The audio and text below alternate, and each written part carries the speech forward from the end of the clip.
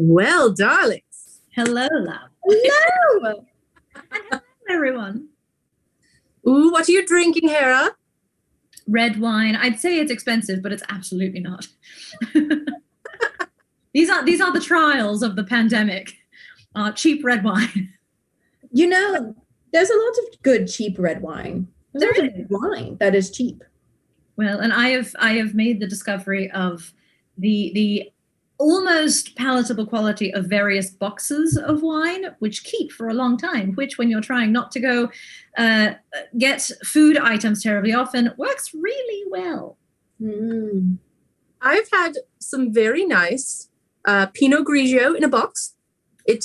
And then afterwards you can use the box to hit people over the head, all for style. So it makes a nice clunky noise. I'm a big fan. You love a multifunctional item. It's true. I do not want any single-use kitchen items. I mean, besides a pizza cutter, but it's not really a single use, is it? Because I can just, I can use that to, what if someone had tied me up with ropes? I can use it to escape, just slice right through. I could use it to cut a tent and then make a really fabulous entrance into someone's wedding without them. I could take that, I could put it would be a very beautiful hair ornament. Oh, it would. Beautiful and multifunctional. You know, fun fact about a pizza cutter. Mm-hmm. When I was a child, my earliest memory of going to ye old dentist, I'm pretty sure those were around in the Renaissance. My earliest memory, I was very scared as a child to go see this scary man who was going to poke things in my mouth, if you know what I mean.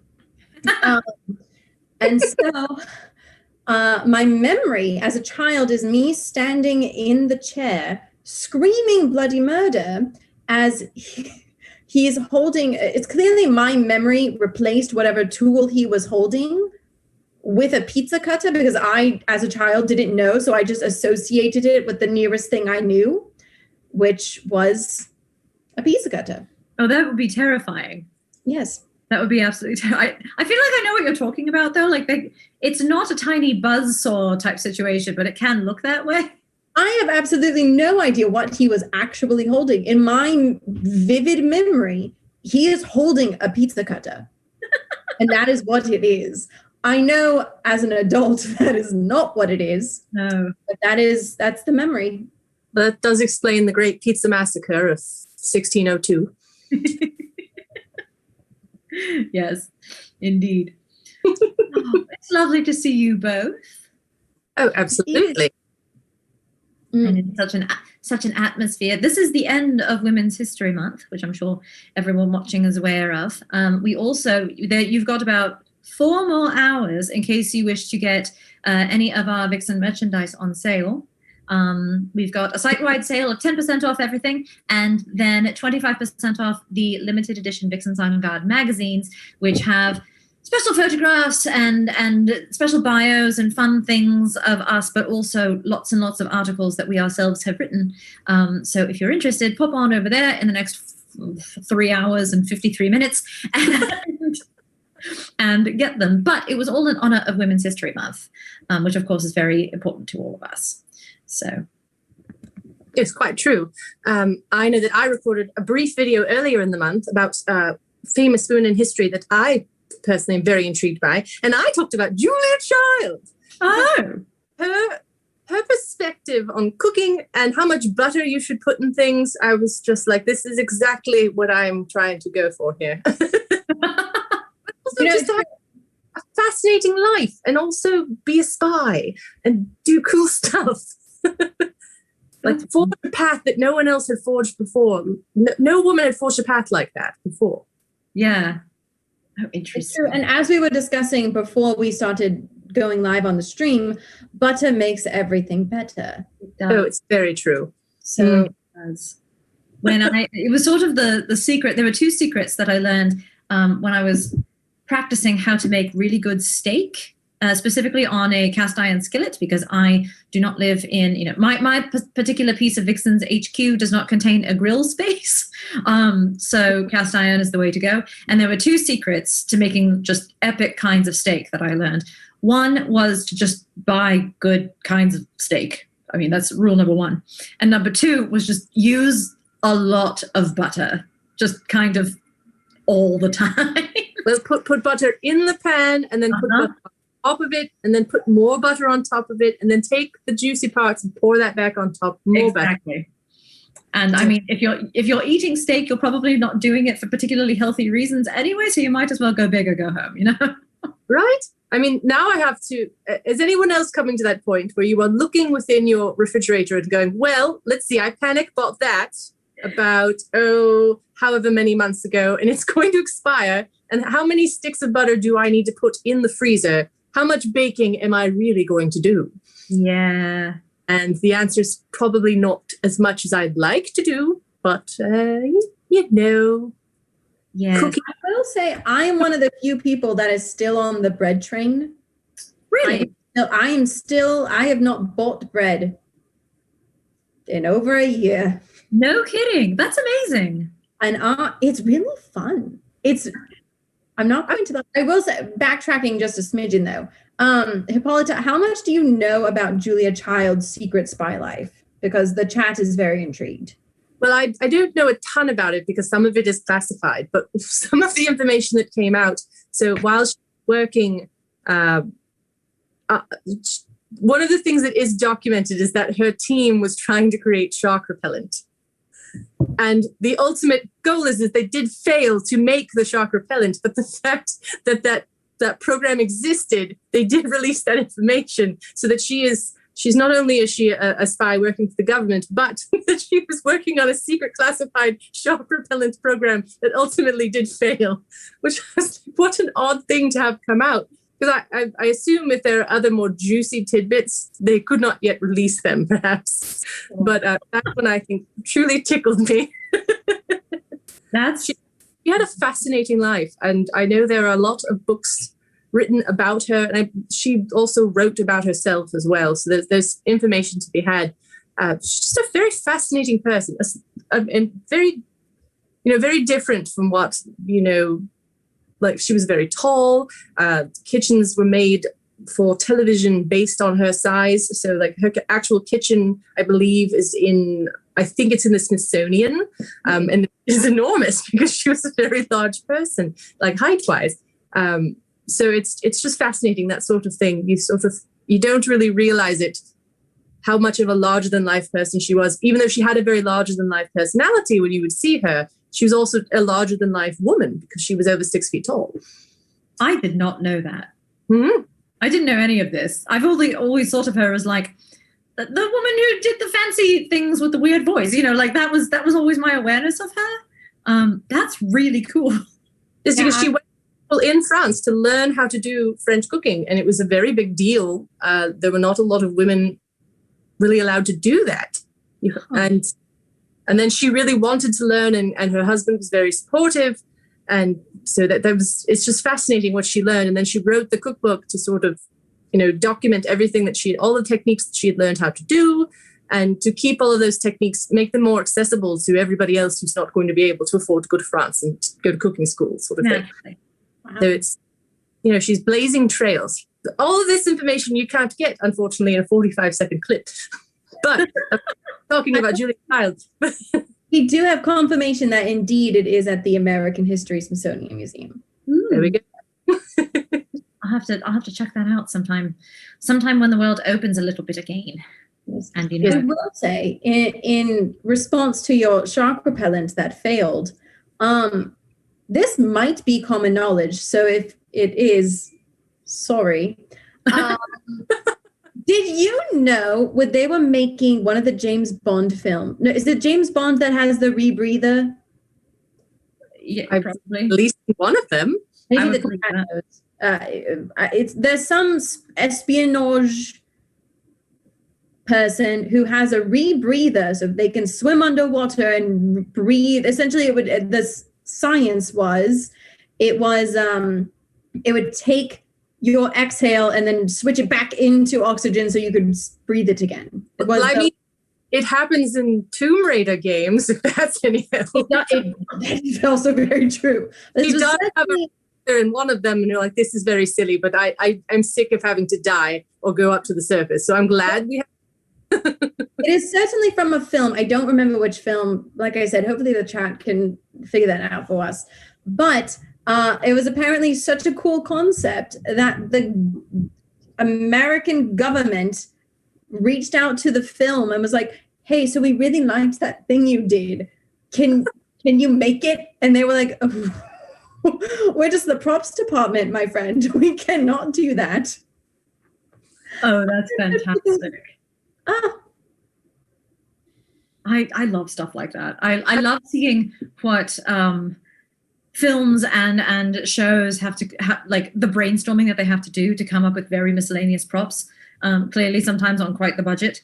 I was watching a show recently that involved a group going to sort of a conference trade show type scenario, and there was new technology there, and every bit of it was like, that's a toaster that you put gadgets on and a sparkly light, or like you say, this is like a sonic pulsing thing. It's an iron that you put extra lights on the bottom. Like, it really kind of amazing.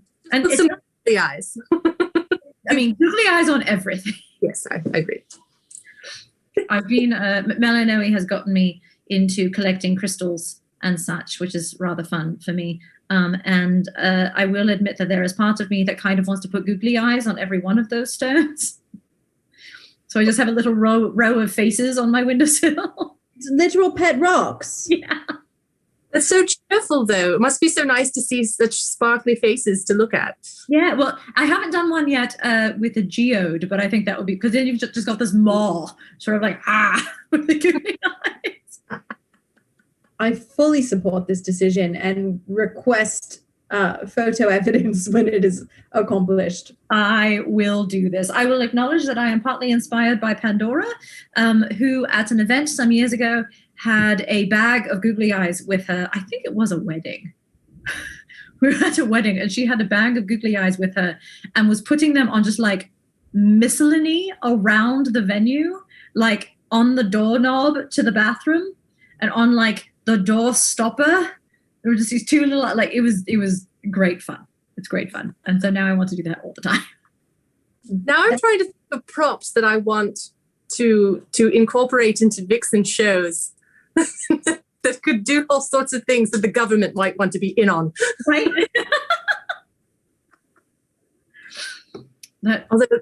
Sorry. Go ahead. What? Please. Oh, I mean, I may have told this anecdote before. It's one of my favorites, but one of my favorite insane prop stories is from the movie Highlander, in which at the very end, in the big battle at the very end, which takes place at Silvercup Studios, and it sure does. Conor McLeod is battling the Kurgan, and it's terrible, and it's awesome, and I love it. But there's water coming in, and they're going to drown, and they're hitting each other, and their swords are clashing, and there's real sparks. And you know how they got those real sparks? They attached car batteries to the swords, and then they hit them together, and they really, really sparked. Yes, I bet they did. Oh, my God. It's my favorite. So dangerous. No one died, luckily. But then I thought, maybe, just maybe, do you think Athena would, maybe let me do that in a production of like Coriolanus, perhaps? I mean, well, what if, maybe you don't ask for permission, you ask for forgiveness. Mm-hmm. Well, and also if we pitch it to her with the idea of the fact that it's for science. Oh, yes. She might. Science. I would like to know the conductivity of every weapon in the show. And also, for you, Hera, I would like to see how well the sparks would light up your face and your hair and make you look so radiant. You'd be perfect for a photo shoot as soon as I just got the right combination. Mm-hmm. Maybe it's like Karambit and Shield gives you that golden hour glow, and we can do photo shoots for everyone. I'm also trying to think on the social media side. It's all coming together. It's synergy. Perfectly. I will say we'll have to swap out, as Luke has said in our chat, we'll have to swap out the leather gloves for rubber gloves. Yes, that is true. But I think that's doable. I think we could make that work. We're Right? doing amazing things with with rubber these days, if you know what I mean. But also, can you imagine if we didn't? What would happen to all of our hair? like the. And now we all have pandemic hair, so it's all really long. So it would just be. You know. Oh, yes. I have it just tucked behind right now, but otherwise it would be all down here. Not if you stress cut it. Which may or may not have happened to me more than once. Actually, it happened about 2 weeks ago. I literally, this is, I'm almost embarrassed to tell you, Hera. Please do not judge. I parted my hair down the middle, and I went like this, and I snipped. And it looks really good, and I'm really jealous. Because I cannot do that. I have to do, I also, I mean, I'm sure this is absolute blasphemy to other people who have curly hair and can afford to do things like going to the Devachan salon and all those fancy places. But I also cut my own hair because I wouldn't trust anyone else with it. And I part mine in the middle, and then I do strand by strand, like, not strand, but like curl by curl, and do this.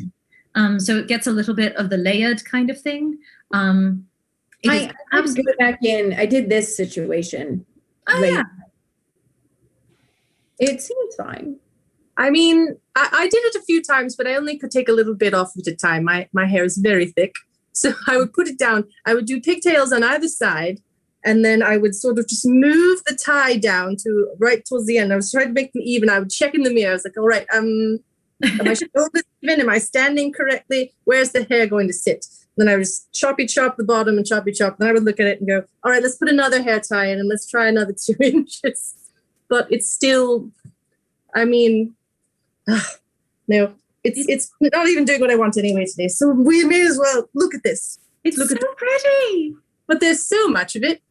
There is a lot of it. After I've cut it several times, I do not know how long it would be if I hadn't kept trimming it every other month or so. But very soon I will be able to get a haircut with no issues. Yeah. That's exciting. So catching up on the chat, there is support for the self-cut. I will also say, Hippolyta, on Halloween the past Halloween of 2020, were you Cousin It? Because you could have done it. I could have been. I would do a very good job, I think. It would have been really funny. Hold on. Let's see. I can get into character for the next year. Do I have my pot going? It's very important. I wouldn't look like a millennial. Right. That's impressive. I love it. I'm doing it. Well done. Yes, that whole millennial, the judgment on millennials for some of us not wearing wearing side parts and things, like we earned that. I did used to wear my hair in a center part, and it was a mistake. My head chooses the part. It's often center, but sometimes, I want to make decisions too. My head tends to just do whatever it wants. Right now it's on the side, but sometimes it's not on the side, and sometimes it's very on the side. What she said. Oh. I don't know beans. I'll just drink my drink. That's fair. What else is the chat saying? I'm sorry, I got distracted reading everyone's comments. We've got people appreciating and commiserating on the frizz pain. It's real. Yes, also, as we were discussing before we went live, if you're on our Patreon, if you subscribe, you can join us for those green room conversations, FYI. Which are fascinating. We are talking about how frizzy our hair gets. It's the exact same as what's happening right now. It's fine. Pretty much. We've also, we do have a compliment from, I'm going to say it wrong again. I keep doing this and taking over the chat, and then I mispronounce every username. And so I apologize ahead of time. But Devil Nateson does say it is hard to imagine Hera looking anything but stunning. Right. Thank you. We also have Books and Barbells, who was very brave and almost chopped off 2 feet of their own hair in college. Ooh. They did. I'm sorry, they did. They actually did it. That's unbelievably impressive. I mean, yes, I have cut off that much hair before, but not myself. I paid someone very much money to do it for me and make it look cute. I think I first met you shortly after that. It very well may be so. Yes, I would say, I think I was in the grow out stage when we met. You were coming out of the Luke Skywalker phase. Yes, I had very Luke Skywalker-y. That's what my hair does when it is short. It's very full and floofy, and I have amazing bangs that just go whichever way they want. And I'm just a windswept farm boy from Tatooine, and I loved it. But it does take a lot of maintenance. Yeah. So I let it go back because, frankly, if I just slap this in a braid and throw it over my shoulder, everything's fine. But I am bored. I want a real haircut again. Yeah, I did have the thought at the beginning of lockdown of potentially doing a very drastic cut to my hair, and doing like the side buzz and having just like the fall here. I thought about it, but unlike you, Hippolyta, I do not have a lot of hair. It's not terribly thick. It has a lot of volume because of the curls, but I don't actually have that much. And if I were to get rid of this entire chunk, it would be a little sad. So I've decided against it, but it would be fun in a very like Natalie Dormer kind of badass sort of way. That's how I feel about my undercut. But I have no regrets. Because I did it during the heat wave last summer. Yeah. And I broke and was like, I cannot have hair on my head. And I shaved it, and I'm so glad it's gone. But speaking of shaving heads, Electrina Del Sol is in our chat right now. And she wants to know, what would it take for you to shave your head? Not my open question, I assume. Oh, it's a very good question. Probably a really nice steak dinner. I have considered doing it before. I think it would be interesting. I do not know exactly how pretty my head is if I take all the hair off. Who knows? Maybe I have one of those weird shaped heads. You don't know until you do it. But having seen other vixens recently with their newly shorn doos, I'm very jealous. I want one. I want one for myself. I wouldn't be afraid to do it, but I'd probably do the fun, reaction video where you see me chopping it off and it looks crazy, and then get someone to help me do the buzzy bits, because I don't know if I could get back that correctly. So all I would need is for someone to buy me a really nice wig. So I have a theory. Strap in. I've been marinating this for literally years. Oh. I think society is ready for everyone to shave their heads, and just everyone has a shaved head. And your wigs become like your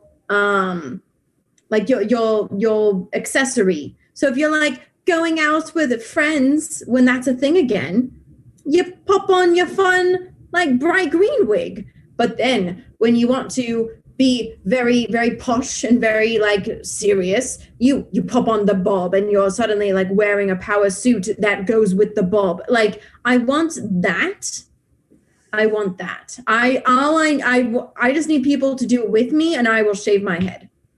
That's fair. I have a friend actually who is an absolutely gorgeous woman of color who does wear a lot of different wigs. She says she changes her hair the way most people change their socks. And it's amazing. She looks incredible. All the different choices she's made are from different colors to different styles to braids to not it just is so cool, and it's so customizable to however she's feeling on a particular day, or what she's wearing, or an event she's going to. And I envy her. It looks so good. And her natural hair is gorgeous, and she can do lovely things with that too. But just to have that level of like, I agree. I think it's something that we could learn to adopt for certain, to give us a little bit more fun and more options, as opposed to just like change your shirt, change your shoes, you know. Yes. I mean, if you don't want to have the best wig, but it will be fine for a night out. I found a lot of really good $9 wigs on the old Amazon because I like I have a beautiful pink curly one that I just got this year. It's got lovely ringlets. It's lovely. And then I got a dark purple and I have a blue one that's sitting in my cart, but I haven't pulled the trigger on that one yet because I don't have anywhere to wear it right this minute. But I haven't found like the perfect one to go with my outfit though, because I have brown hair and my color scheme is nebulous. And so I need like a copper wig. Oh, that looks so good. Or like a flame. Yeah. Listen, join the redhead club. Come on in. Right? I have different for it. It is nice. But again, I am so lazy sometimes. I don't want the maintenance. Also, wearing a wig during a fair day could be just brutal. Yes, it traps heat under there. Yeah. And then magic happens. Black dark magic. I have toyed with the idea of wearing a wig at a fair for a very long time. I will also say that Melody is now in the chat and she does support you joining the Redhead Club as a Hippolyta.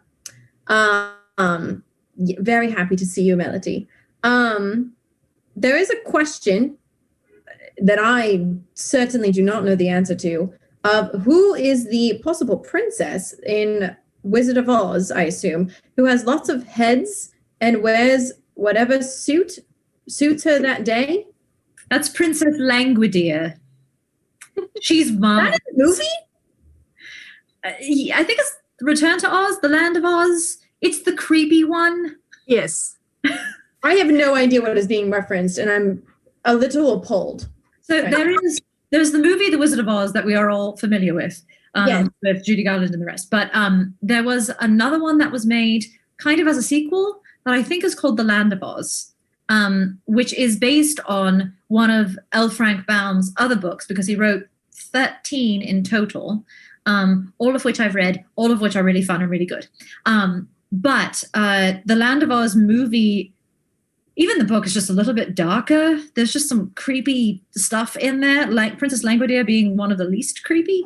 And the film is one that I have admittedly avoided because I get scared easily, so I haven't seen it. But Princess Languidia is someone who she changes heads.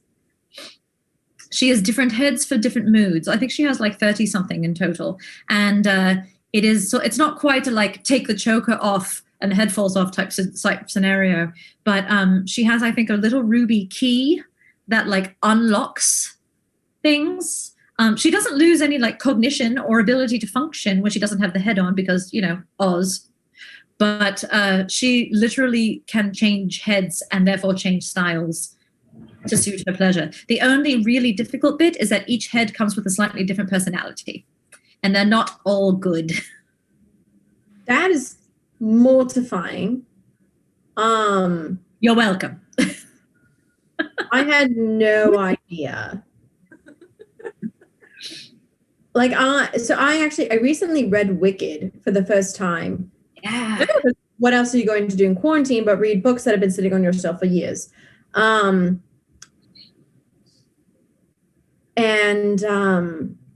did you was a lot. Mm-hmm. There's a lot.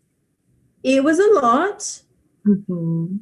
Also, not PG like I was anticipating, like the musical is.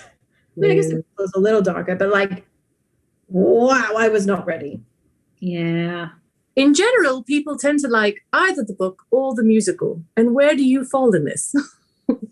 I mean, I appreciated the book, and I, as someone who cannot sing, I appreciate musical theater. But that is literally a mood that I often am not in. Fair. That's but fair. it is an entire mood, and I appreciate the mood. And sometimes I am in that mood in my shower by myself. But yeah, the book was good. It was just not what I was anticipating. Hippolyta, have you read it? I have read it. To be frank, I hated it. And I had purchased a second book by the same, I bought two at a time. I believe it was back in the days of yield, buy two, get one free at Barnes and Noble. And I was like, I'll get those. I've heard those are really good. I'll probably also like this one. Why not? I was like, I hate this book. I hate it so much. Donate. Yeah. Those go. In terms of the musical, I think it's got a really strong act one. And then why do we have act two? All the good stuff's in the first part. That's fair. That's fair. I too have read the book, and because I read all 13 of the original L. Frank Baum books, I was such a purist. I was so angry reading that book. I was like, no, this is wrong. None of this is blog posting. I hate this. I'm on Tumblr. Yes, exactly. Not least because Oz itself is like, honestly, it's a very happy communist community is what the Land of Oz is. And the whole depiction in Wicked is just dark and sad and awful, and people are dreadful and bleh. I thought it was well written, all things considered, but I just didn't like it. And I too read, I also bought two at the same time. And the other one was some variant on Cinderella, I think. Yes, it was a stepsister of some sort. Yeah, and I read it, and I remember liking it better than Wicked, but that doesn't say very much, and I haven't read it since. It is called Confessions of an Ugly Stepsister. Yes. I don't know why that book stuck with me as hard as it did, because I read it once, possibly 10 years ago, and I've never touched it since. But that is the title of the story. Yeah, if I'm going to pick a Cinderella knockoff story, I'm going to go for like Ella Enchanted or Ever After. You know, that's what I'm going to focus on. Yes. Oh, I love Ever After. I do too. I also saw the Ever After musical. It was at Paper Mill Playhouse. No kidding. It was not good. But they put all the good lines in it. And so every time that would happen, we would go, yay! Because I went with a dear friend, Anne Richmond, if you know. So she and I went to go see this. We made a date of it. Like, we are going to go see this show. I must see it. I think it's going to be bad. I must see. I do not believe it will make it to Broadway based on the review I read. We must go. We did. The best part about it, though, is the whole sequence in which the band of ruffians kidnap them, and then you may take whatever you can carry. The way they start that scene is that they have about, I think, like 6 to 8 sexy leather-clad gentlemen do a sexy dance to show how powerful they are and how kidnapping. And I'm like, yes, no, make this last long. Okay, yes. It's a lot. No, keep going. More of this, more of the. It's similar to all the sexy leather pants in Something Rotten. It's the same sort of vibe, and I am here for it. Yes. I admit I did not love Something Rotten when I saw it, but there were certain moments that I did very much enjoy. I honestly could have done with like more and better puns.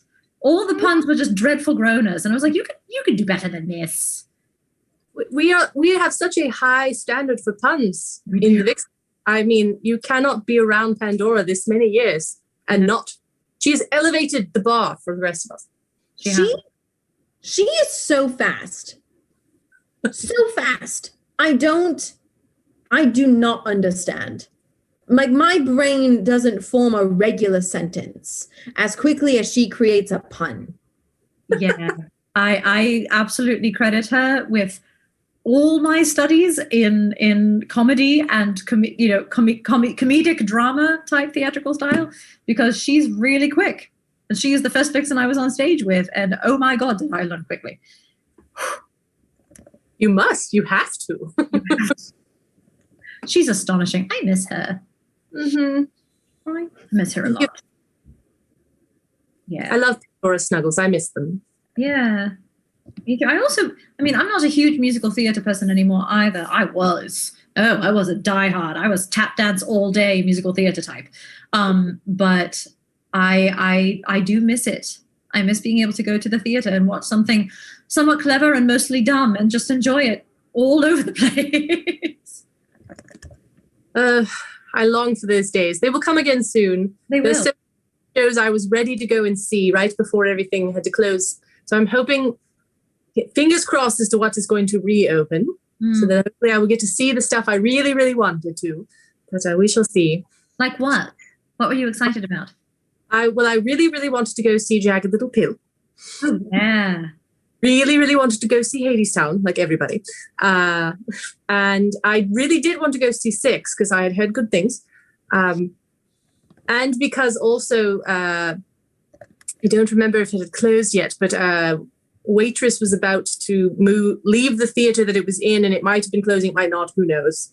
It was nebulous, uncertain of that. I was like, I'm going to go see it again because I love it, and I've already seen it 3 times. Nice.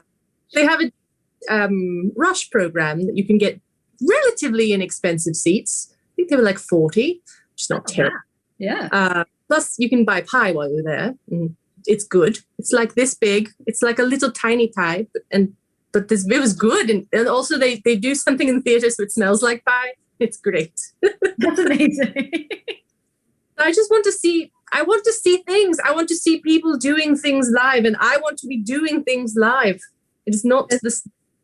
This is fun. This is not exactly the same thing.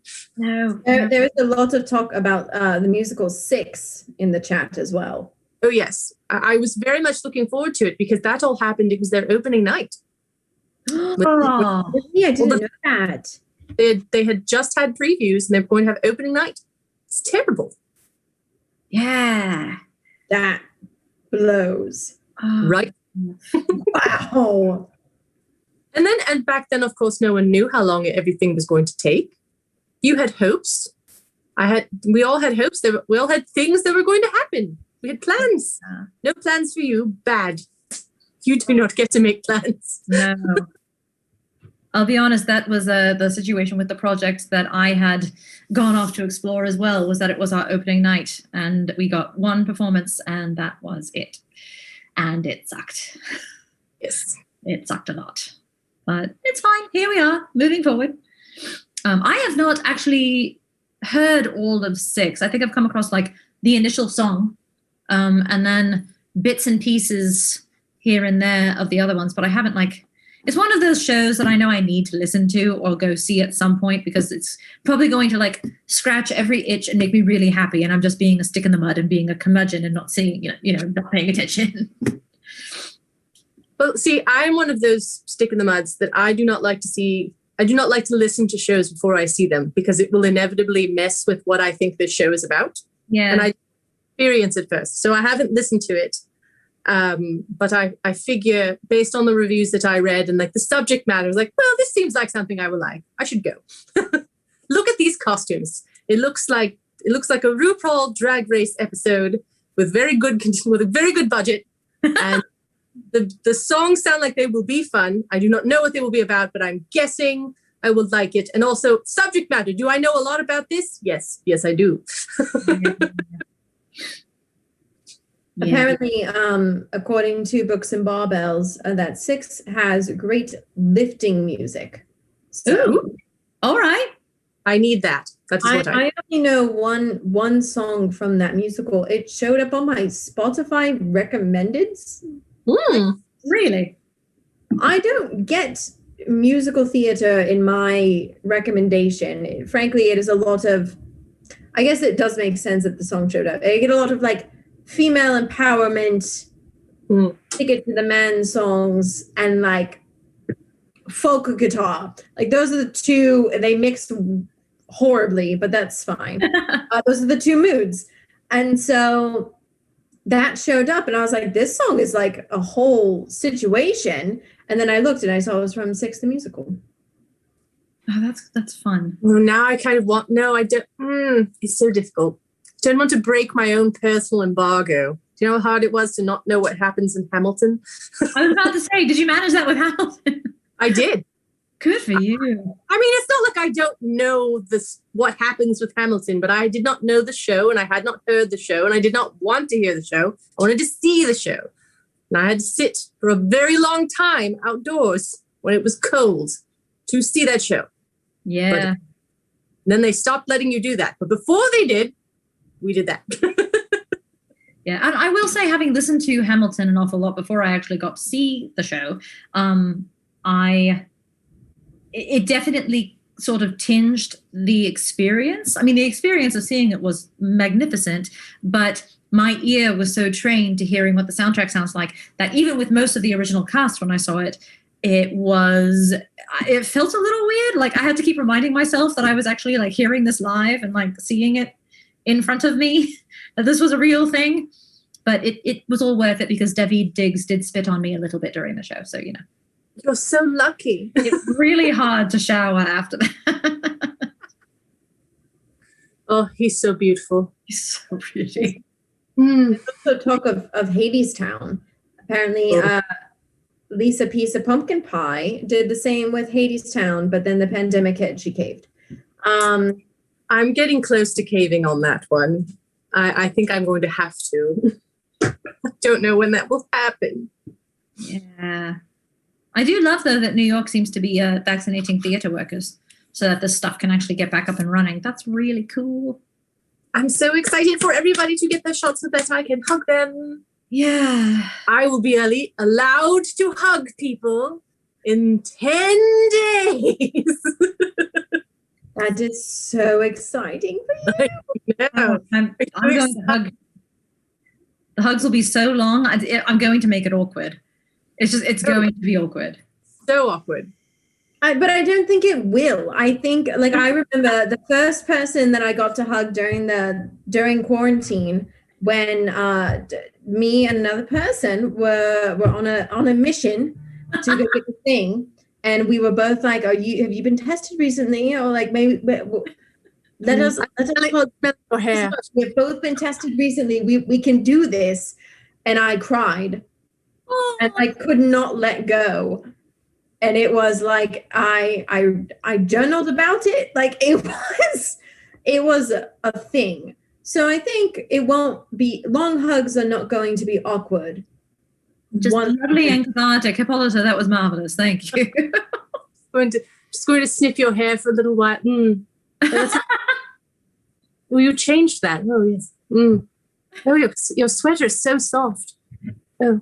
Just imagine. She'll enfold you in the comfort of my inviting bosom. Yeah. Well, and hopefully we will also be able to see our fans at some point over the course of the summer. We are desperately hoping to be able to do some form of live performance. So cross your fingers, cross your toes, make whatever sacrifices you need. Just here's hoping, because God, we've missed it. And we've missed all of our fans and all of you. Oh, I cannot wait. Yeah. It's exciting. I was going to say, always keep an eye on our social media. If anything does come up, we will certainly be the first to let you know. Mm-hmm. People are very excited about Vixen hugs, but also sacrifices. So, like I said, whatever works. Just check your moon phase before you do anything weird. It's very important. Touch base with Selene. She'll tell you. Yeah. Then Melanoe will sell you a little kit, entrails and little blocks that sort of look like a face, but also might be the devil themselves. You never know. I feel like I need to, check out her room sometime and make sure there's not like demons lurking under the bed. I don't know. Oh, there certainly are, but they're friends, so it's cool. Yeah. All right. I mean, as long as they pay a certain amount of rent or something, it all works out. Yeah. Oh. So there's the question. What is underneath your bed in Vixen HQ? Discarded love letters. Oh. I'm not going to throw them away. I'm just going to put them under the bed so that dusty memories. It's very romantic. Mm-hmm. What These are the letters that you have received, not like the rough draft you didn't want to send out. No, letters that I want to receive. I do burn the rough drafts that I didn't send out. I only send out perfection. I'm not going to send out something that's half-baked. What's under your bed, Thalassa? Comics. just so many.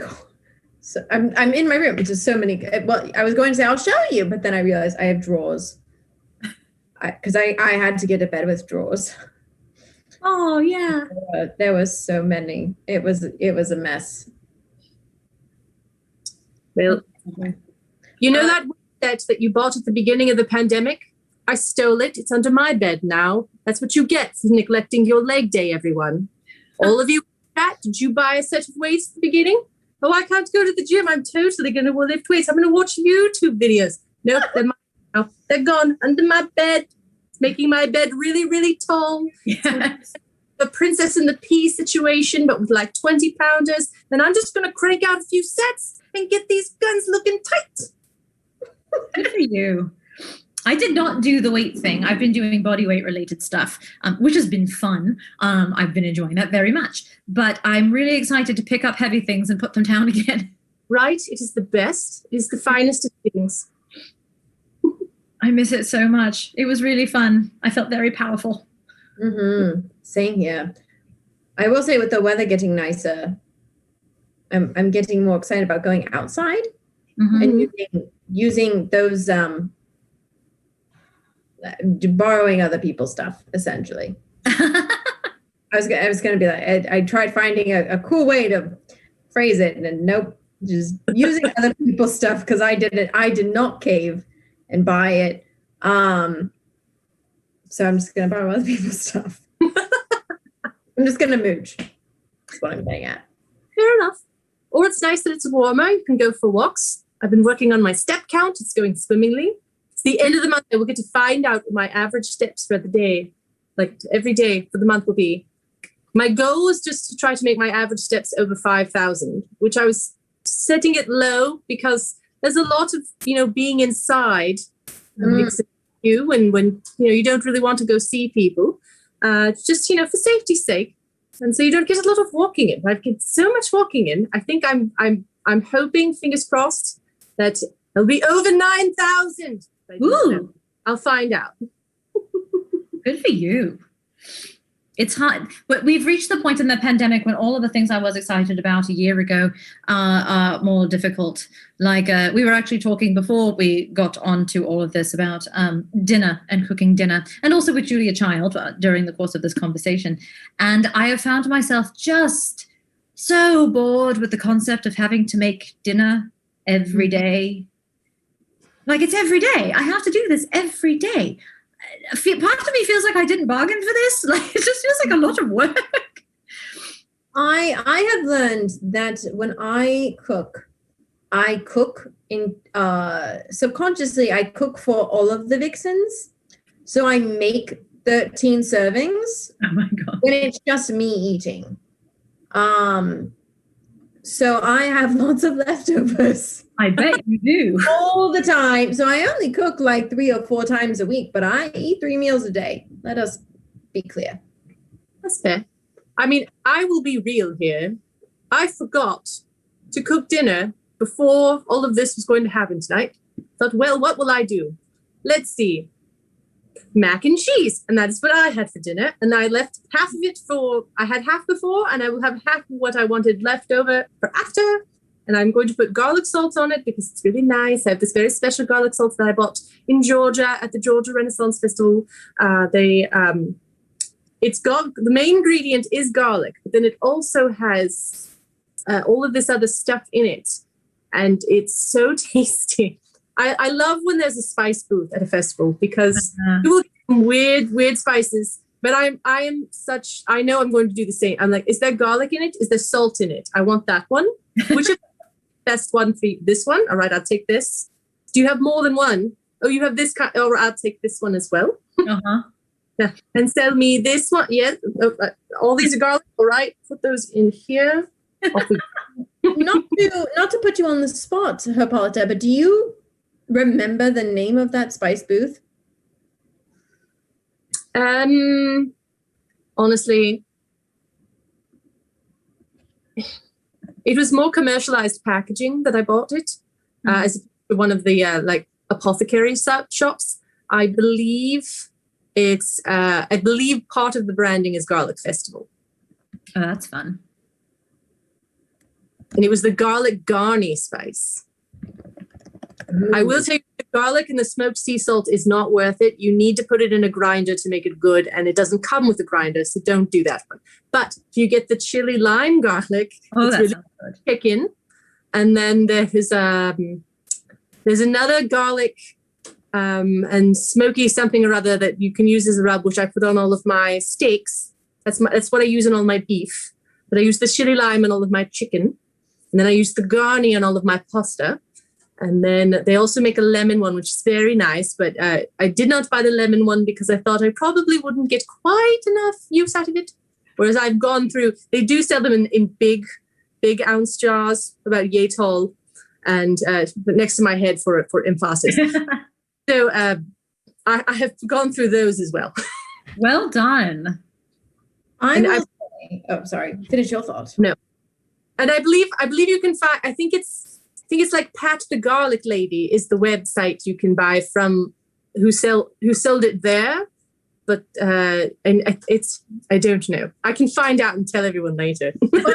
Because I actually have the card for it's not the same, but frankly I have not purchased from them during the pandemic, so I don't know how they're doing or if they're still a thing, frankly.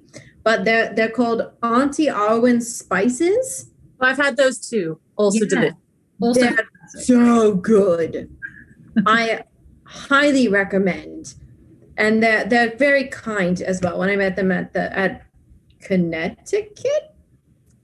Yes, I have met them there. I know they've also been at Midsummer Fantasy Festival. Fantasy Fair. They've had a booth there before, I do believe, because I remember buying their spices there, so at least once. And also had their spices. They have a much larger option. Obviously, I was purchasing previously. What I was originally talking about was a booth that was basically all garlic based because I love garlic.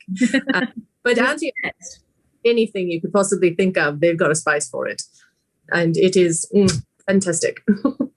Highly recommend. And in fact, I'll do the makeup trick. Yeah. Auntie Arwen Spices. Nice. Is it backwards though? No, you're good.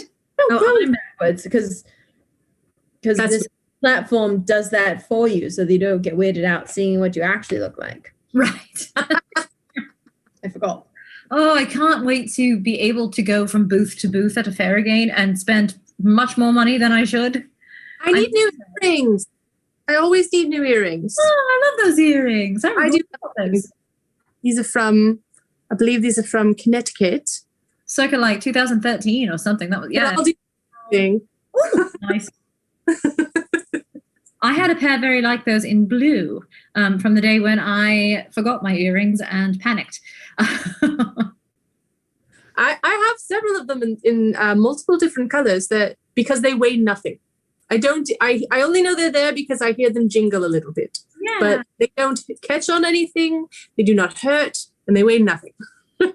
See, I made this dreadful mistake when we first got started of choosing to wear my hair down in every show because it means that my hair catches on all of my earrings all the time and on these little bits and occasionally on my nose ring too, which is really exciting.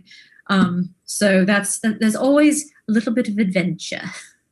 Yes, that is why you will often see in photographs that Hippolyta has barrettes right here and right here to keep them. Like, let me see. Everyone needs to see my pretty earrings. I need this off my face.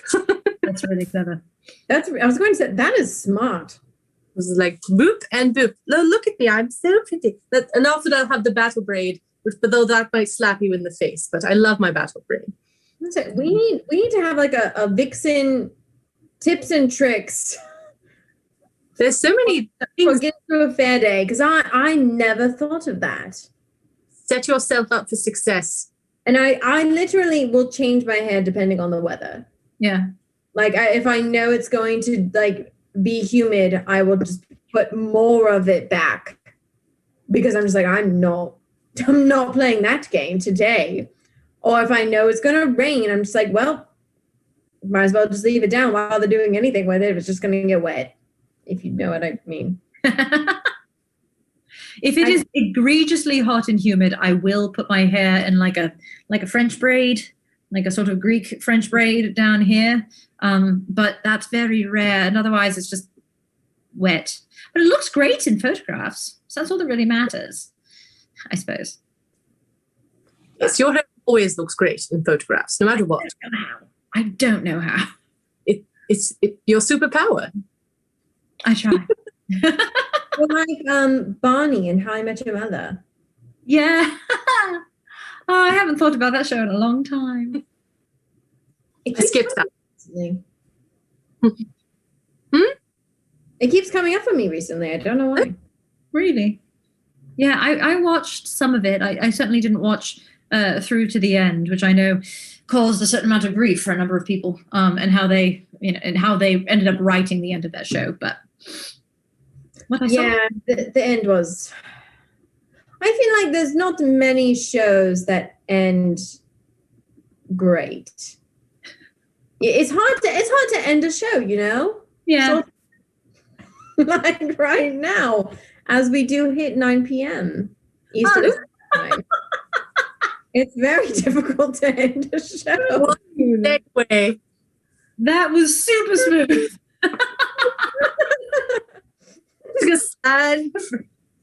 Well, if we are reaching the end of the show, it was marvelous to get to talk to you both. Oh, absolutely. I have missed you both so much. Absolutely. More often. Yeah. Well, and also I believe we have a list of people to thank from our Patreon. So if you don't mind, I will do the honors of reading off the names of all the marvelous people who have joined us on Patreon. And if you have not done so yet, we have 3 different tiers, one of $5, one of $10, and one of $20 a month. You get all kinds of fun and interesting and fascinating behind-the-scenes things and special photo drops and special announcements and exclusive workshops. And like the perks are endless. So if you've thought about it, do please feel free to join us on Patreon and help us through this coming year. So in honor of those people who have joined us already, we have a big thank you to Chris C., Luke and Brianna C., Mo C., Kyle F., Mary FT, Tyrone H., William O., Jake P., Amelia R., David S., Thanaskane, and Sarah and Lilith W.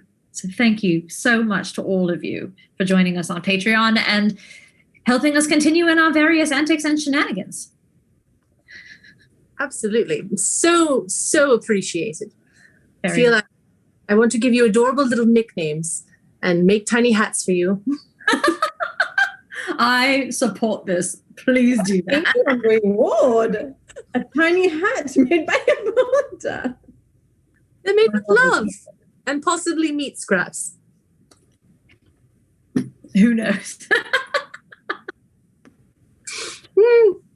Well, I was going to say, on that note, I'm Thalassa. As always, if you're not signed up for a Patreon, you can also donate in anything if you want to show us your tip, if you know what I mean.